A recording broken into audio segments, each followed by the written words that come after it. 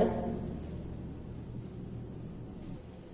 3 chapter 3 એટલે કે unit lesson 3 collective nouns. આની પહેલા આપણે નાઉન્સ ભણી ગયા હતા, બરાબર છે. એમાં તમે કયા કયા નાઉન્સ ભણ્યા હતા? તો કે પ્રોપર નાઉન્સ ભણ્યા હતા અને કોમન નાઉન્સ ભણ્યા હતા. હવે આપણે નાઉન્સનો ત્રીજો પ્રકાર છે કલેક્ટિવ નાઉન્સ, એને આપણે ભણવાનું છે, બરાબર છે. A collective noun is a noun that refers to a collection of persons, animals or things taken together as one unit or a group. Collective noun એટલે કે ભાઈ કલેક્શન એટલે માણસોનું જૂથ હોય, પછી પ્રાણીઓના જૂથ હોય, વસ્તુઓના જૂથ હોય, એને કલેક્ટિવ એટલે નાઉન્સ કહેવાય. એટલે કે જે કોઈ પણ જૂથ હોય એ જૂથ એટલે કલેક્ટિવ નાઉન્સ. આપણે ચિત્ર જોઈએ તો પહેલું ચિત્ર છે અ ક્લાસ ઓફ સ્ટુડન્ટ્સ. તો ક્લાસમાં વિદ્યાર્થીઓ બેઠેલા દેખાય છે, એક જૂથ છે. A herd of cattle. Herd of cattle એટલે કે જુઓ તમને ગાયોનું ને ભેંસોનું ટોળું દેખાય છે, એને અ હર્ડ ઓફ કેટલ કહેવાય. A bunch of grapes. દ્રાક્ષનું જે ઝુમખું હોય એને આપણે કહીએ છીએ a bunch of grapes. The word class stand for a collection of students. જે ક્લાસ બતાવે છે બાળકોનું જૂથ છે. A word herd stands for a collection of cattle. ગાયોનું જૂથ છે એને હર્ડ કહેવાય, અને a bunch stand for collection of, અને જે દ્રાક્ષનું ઝુમખું છે એને બંચ કહેવાય. તો વિદ્યાર્થીઓ છે એને શું કહે છે? ક્લાસ. પછી ગાયોનું જૂથ છે એને હર્ડ કહે છે, અને દ્રાક્ષના ઝુમખાને બંચ કહે છે. Exercise A. Trace over the dotted lines and join the collective nouns with the people or things they stand for. Library છે. ક્યાં છે લાઇબ્રેરી? તો લાઇબ્રેરીમાં શું હોય? તો બુક્સની કેટલી બધી બુક્સ હોય, એ બુક્સના જૂથને લાઇબ્રેરી કહેવાય. એને તમારે જોડી દેવાનું છે. બંચ. અહીંયા કીઝ છે. કીઝ એટલે કે ચાવીઓ. ચાવીઓના જૂથને શું કહેવાય છે? બંચ. એને જોડી દેવાનું છે. પછી છે સ્ટોન્સ. સ્ટોન્સ એટલે કે પથ્થર. પથ્થરના જૂથને શું કહેવાય? હીપ. શું કહેવાય? હીપ. એના પછી છે બાળકો છે, પ્લેયર્સ છે. પ્લેયર્સ છે તમને ખબર હોય, ક્રિકેટ હોય, કબડ્ડી હોય, પછી ઘણી બધી ગેમ્સ હોય, બરાબર, ફૂટબોલ, વોલીબોલ, બરાબર. તો એમાં પણ શું હોય? પ્લેયર્સ હોય. પ્લેયર્સ શું હોય? એક ટીમ હોય. તમને ખબર જ છે કે ક્રિકેટ હોય તો એમાં 2 ટીમ હોય, આપણે જોઈએ જ છીએ, બરાબર. એ રીતે જે પ્લેયર્સ હોય, ખેલાડીઓ હોય, એને શું હોય? એની જે હોય એને શું કહેવાય? ટીમ કહેવાય. પછી છે આ શું છે? કાર્ડ્સ. પત્તા છે. પત્તાના જૂથને શું કહેવાય? પેક. શું કહેવાય? પેક. તો હવે આપણે સામેના પેજ પર જોઈએ. સમ મોર કલેક્શન્સ નાઉન્સ, બરાબર છે. A crowd of people. Crowd of people એટલે લોકોના જૂથને શું કહેવાય?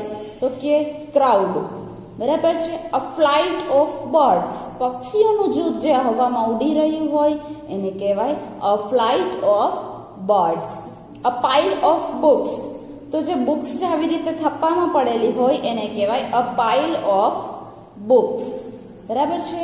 પછી મધમાખીઓ કે માખીઓનું ટોળું જઈ રહ્યું હોય અથવા દેખાય કે હોય તો અ સ્વામ ઓફ બીઝ, બરાબર છે. એના પછી છે ઘેટાઓનું ટોળું છે. તો ઘેટાઓના ટોળાને શું કહેવાય? અ ફ્લોક ઓફ શીપ, બરાબર છે. એના પછી છે સિંહોનું ટોળું. સિંહોનું ટોળું હોય એને કહેવાય a pride of lions. A pride of lions. કૂતરાનું જે ટોળું હોય એને કહેવાય a litter of puppies. A litter of puppies. An army of soldier એટલે કે તમને આમાં આર્મી દેખાય છે, આપણે જવાનો છે ને, આર્મીના જવાનો દેશની બોર્ડર પર ઉભેલા છે, એ આર્મી છે. એ આપણી આર્મીને આપણે જે જવાનો ઊભા છે એને એ જે એક સાથે હોય એને કહેવાય આર્મી. સોલ્જર્સ એટલે કે સિપાહીઓનું ટોળું એટલે એને કહેવાય આર્મી. હવે બેન્ડ ઓફ રોબર્સ. રોબર્સ એટલે લૂંટારાઓ. તો જે આ લૂંટારાઓનું જૂથ હોય એને કહેવાય અ બેન્ડ ઓફ રોબર્સ. એના પછી છે ફૂલોનો ગુચ્છો. બરાબર છે? ફૂલોનો ગુચ્છો એટલે કે ફૂલનો આપણે જે કહીએ ને આપણે એને કહેવાય અ બેન્ક્વેટ ઓફ ફ્લાવર્સ. શું કહેવાય? અ બેન્ક્વેટ ઓફ ફ્લાવર્સ. પછી લાકડીઓનું જે ટોળું છે અથવા તો લાકડીઓનું ટોળું નહીં પણ જૂથ છે એ જૂથને કહેવાય અ બંડલ ઓફ સ્ટિક્સ. શું કહેવાય? અ બંડલ ઓફ સ્ટિક્સ. એના પછી છે આ જે છે એ વુલ્વ્સ છે. વુલ્વ્સ એટલે વરુઓ. તો વરુઓના ટોળાને કહેવાય અ પેક ઓફ વુલ્વ્સ. શું કહેવાય? અ પેક ઓફ વુલ્વ્સ. વુલ્વ્સ એટલે વરુઓ. એના પછી exercise B, write the collective nouns for the following. તમને અહીંયા વસ્તુઓના એટલે કે જૂથોના નામ આપેલા છે. જે માણસનું જૂથ હશે એ બધા જૂથ હશે એની સામે તમારે એ જૂથને શું કહેવાય છે એને લખવાનું છે. તો કેટલ છે એને કેટલ એટલે આપણે હમણાં જોયું ગાયોનું જે ટોળું છે અહીંયા તમે એ કેટલને તમે શું કહેવાય છે તો કે હર્ડ. બીજું છે પપ્પીઝ. પપ્પીઝ ક્યાં છે? અહીંયા. તો એને શું કહેવાય છે? લીટર. એટલે આપણે અહીંયા લખેલું છે લીટર. થર્ડ છે સ્ટોન્સ. સ્ટોન્સ એટલે પથ્થરો. પથ્થરો છે એ અહીંયા છે. એના પથ્થરોના જૂથને એટલે શું કહેવાય? હીપ. પથ્થરોના જે જૂથ છે એને શું કહેવાય? હીપ. એટલે આપણે લખવાનું હીપ. એના પછી છે ચોથું વુલ્વ્સ. વુલ્વ્સ છે આપણે જેમના જ ભણ્યા એને શું કહેવાય છે? પેક. તો આપણે અહીંયા લખવાનું પેક. 5 છે લાયન્સ. લાયન્સના ટોળાને કહેવાય પ્રાઇડ. એટલે આપણે અહીંયા લખશું પ્રાઇડ. એના પછી છે સ્ટિક્સ. તો સ્ટિક્સ એટલે કે લાકડીઓના બંડલને કહેવાય સ્ટિક્સ. તો એ બંડલને સ્ટિક્સનું જે જૂથ હોય એને બંડલ કહેવાય. એના પછી છે શીપ. શીપ એટલે ઘેટાઓ. તો ઘેટાઓ અહીંયા છે. ઘેટાઓના ટોળાને શું કહેવાય? ફ્લોક. Flock of sheep. બરાબર. પછી છે પક્ષીઓ. પક્ષીઓનું જે ટોળું હોય એને કહેવાય ફ્લાઇટ. અને બીઝ એટલે માખીઓ. માખીઓના જૂથને કહેવાય સ્વામ. પછી પીપલ એટલે કે લોકોના ટોળાને કહેવાય ક્રાઉડ. Crowd of people. પછી સોલ્જર્સને કહેવાય આર્મી અને ફ્લાવર્સને કહેવાય બેન્ક્વેટ. તો બધાને સમજાઈ ગયું હશે. આ જ રીતે જોઈને તમારે લખવાનું રહેશે. હવે આપણે એક્ટિવિટી સી પર આવી જઈએ. ખાલી જગ્યા લખવાની છે. Fill in the blanks with collective nouns from among those you have already learned. આ તમે જે ભણી ગયા છો એ જ પ્રમાણેની તમને ખાલી જગ્યા આપેલી છે જે આપણે ભણીએ. Deep inside the wild life sanctuary our bus passed a ખાલી જગ્યા ઓફ લાયન્સ. હવે વાઇલ્ડ લાઇફ સેન્ચુરી એટલે કે બસ એક એ લોકોની હતી જે સિંહોના ટોળા પાસેથી પસાર થઈ. તે ટોળું છે સિંહોનું એને શું કહેવાય? પ્રાઇડ. ધેર વોઝ અ ખાલી જગ્યા of keys hanging on the wall. ચાવીઓનો ગુચ્છો દિવાલ પર છે પણ એ ગુચ્છાને અંગ્રેજીમાં કહેવાય bunch. There is still one ખાલી જગ્યા of grapes in the dish. તો ગ્રેપ્સના જે ઝુમખું છે એને કહેવાય bunch. While we were away, our house was robbed by a ખાલી જગ્યા of robbers. અમે જ્યારે બહાર ગયા હતા ત્યારે અમારું ઘર લૂંટારાઓના ટોળાથી હતા. બરાબર છે. I presented my teacher with a ખાલી જગ્યા of flowers on Teachers Day. મેં ટીચર્સ ડેના દિવસે મારા ટીચરને બેન્ક્વેટ એટલે કે આપણે જે ફૂલનો ગુચ્છો આપીએ બરાબર છે ફૂલનું આપણે બુકે આપીએ એને બેન્ક્વેટ કહેવાય. લાર્જ ખાલી જગ્યા of angry people had gathered outside the police station. ગુસ્સે થયેલા લોકો પોલીસ સ્ટેશનની બહાર ઊભા હતા. ઈ ટોળું ઊભું હતું ગુસ્સે થયેલા લોકોનું. ઈ ટોળાને અંગ્રેજીમાં કહેવાય ક્રાઉડ. એટલે કે માણસોના ટોળાને અંગ્રેજીમાં કહેવાય crowd. દિલનાઝ took us to see the new ખાલી જગ્યા of puppies. દિલનાઝે અમને એક નાનકડા જે કૂતરાના બચ્ચાઓ હોય છે એનું અમને ટોળું બતાવ્યું. એને કહેવાય કૂતરાના બચ્ચાના ટોળાને કહેવાય લીટર. ખાલી જગ્યા ઓફ બર્ડ્સ ફ્લ્યુ ઓવરહેડ. અમારા માથા પરથી જ હમણાં પક્ષીઓનું ટોળું ગયું એને કહેવાય flight of birds. 9. Out of the hive came a ખાલી જગ્યા of bees. એ bees ના ટોળાને કહેવાય swarm. 10. The president took the salute as the ખાલી જગ્યા marched past. Marched past માં પ્રેસિડેન્ટે આર્મીને સલામ કરી.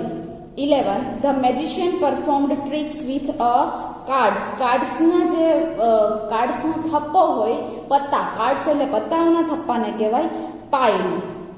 A cricket ખાલી જગ્યા consisted of 11 players. ક્રિકેટની ટીમમાં 11 પ્લેયર એટલે ખેલાડીઓ હોય છે. એ ક્રિકેટની જે વ્યક્તિ હોય છે 11 એને ટીમ કહેવાય. તમને બધાને કાઉન્ટેબલ અને કલેક્ટિવ નાઉન સમજાઈ ગયું હશે. તો હવે આપણે આવીએ ચેપ્ટર 4 પર, countable and uncountable nouns. Countable nouns એટલે કે જે વસ્તુને તમે ગણી શકો છો એને કાઉન્ટેબલ નાઉન કહેવાય. અનકાઉન્ટેબલ નાઉન્સ એટલે કે જે વસ્તુને કે વ્યક્તિને તમે ગણી શકતા નથી, બરાબર છે, એને અનકાઉન્ટેબલ નાઉન્સ કહેવાય. જો એગ્સ દેખાય છે તમે એને ગણી શકો છો 2 eggs. બુક્સ દેખાય છે એને તમે ગણી શકો છો 3 books. પેન્સ દેખાય છે 4 pens. બર્ડ્સ દેખાય છે 5 birds. સ્ટાર્સ દેખાય છે 9 stars. So we can say 2 eggs, 3 books, 4 pens and so on because books and pens can be counted. આટલી વસ્તુ તમે ગણી શકો છો. But can we say 2 milk, 3 sand or 4 rain? શું તમે એમ કહી શકો છો કે 2 મિલ્ક આપો, 2 દૂધ આપો, 3 રેતી આપો, 4 હવા આપો, એવું તમે કહી શકો છો? તો કે નહીં. નો, because milk, sand and air cannot be counted. કારણ કે દૂધને, રેતીને, હવાને તમે માપી કે ગણી શકતા નથી. હવે આપણે he had 2 eggs for breakfast. આ નાસ્તો છે, 2 ઈંડા છે, એ બ્રેકફાસ્ટ એટલે નાસ્તા માટે છે, એ તમે ગણી શકો છો. he had some milk for breakfast. એટલે દૂધ માટે તમે એમ કહી શકો છો કે થોડુંક દૂધ. he had some milk for breakfast. અને તેને થોડુંક દૂધ નાસ્તામાં લીધું હતું. તો બરાબર છે. તો દૂધને તમે થોડુંક કહી શકો, પણ તમે એમ ન કહી શકો કે 1 આપો, 2 દૂધ આપો, 3 દૂધ આપો, બરાબર છે. એવી રીતે જ a noun that names people or things that can be counted is known as a countable noun. જે વસ્તુ કે વ્યક્તિને તમે ગણી શકો છો એને કાઉન્ટેબલ નાઉન કહેવાય. બુકને ગણી શકો, અમ્બ્રેલાને ગણી શકો, લાયન, રિવર, બોય, કાર, એ વસ્તુ ગણી શકો છો.